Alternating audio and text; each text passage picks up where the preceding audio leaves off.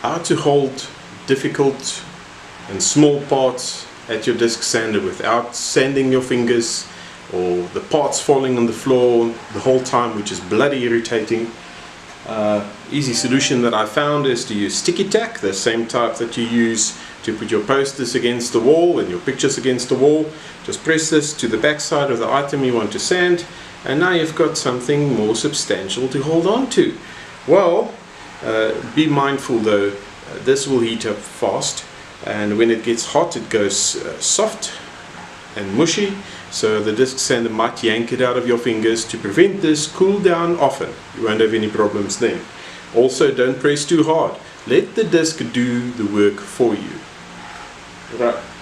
Next problem we have as knife makers is folder blades. How do you hold this pesky little thin thing without sanding your fingers to mush? Well, I find a little old wooden block, could be pine, any hardwood that you have. Sand one side flat, place your blade on it, and then hammer in a few nails to hold the blade in place in strategic spots. I'll just get this in here and I'll show you guys. Like so. As you can see, it's quite sturdy, it won't come off by itself, it will stay there. Same thing, cool down often, and you might actually have so much heat build up on one side that the blade might warp. To prevent this, just cool down often. It's that easy. No more bleeding fingers.